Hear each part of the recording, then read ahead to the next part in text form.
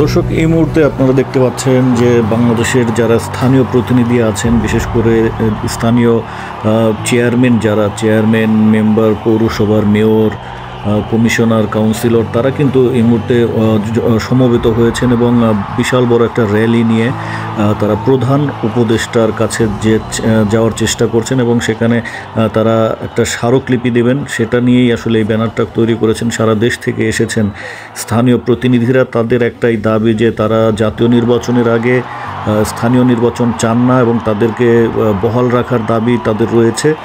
এইটা হচ্ছে সর্বশেষ আপডেটে আপনারা দেখতে পাচ্ছেন যে এই মুহূর্তে তারা সমবেত হয়েছেন। এর আগে তারা অবশ্য জাতীয় প্রেস ক্লাবে তাদের যে কর্মসূচি সেটা পালন করেন। সেই কর্মসূচি শেষেই তারা এখন প্রধান উপদেষ্টার কাছে যাবেন এবং সেখানে গিয়ে দেখুন তারা রওনা হয়েছেন বড় ব্যানার নিয়ে এবং সেখানে গিয়ে তারা কিন্তু স্মারকলিপি প্রদান করবেন। সর্বশেষ এই হচ্ছে আপডেট ঢাকা থেকে।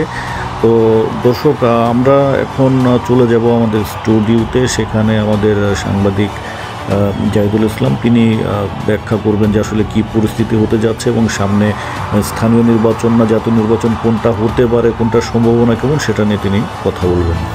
দর্শক, এতক্ষণ আপনারা দেখলেন যে প্রেস ক্লাব থেকে প্রধান উপদেষ্টার বাসভবন অভিমুখী একটা র্যালি যাচ্ছে এবং সেই র্যালিতে অংশগ্রহণ করেছে বাংলাদেশের বিভিন্ন জেলা উপজেলা থেকে আগত চেয়ারম্যান, ভাইস চেয়ারম্যান, উপজেলা chairman, mayor, commissioner, councillor, member থেকে শুরু করে স্থানীয় প্রতিনিধিরা। এবং তাদের একটাই দাবি যে জাতীয় নির্বাচনের আগে স্থানীয় নির্বাচন হওয়া যাবে না এবং তাদেরকেই বহাল রাখতে হবে। এদিকে এই যে আন্দোলন বলেন বা শান্তিপূর্ণ যে একটা র্যালি, সেখানে তারা স্মারকলিপি দেবেন প্রধান উপদেষ্টার এবং তাদের পেছনে যে সহায়ক শক্তি, অনেকেই বলছেন যে বিএনপির একটা বড় সমর্থন রয়েছে, কারণ বিএনপি চাচ্ছে না এই মুহূর্তে জাতীয় নির্বাচনের আগে স্থানীয় নির্বাচন।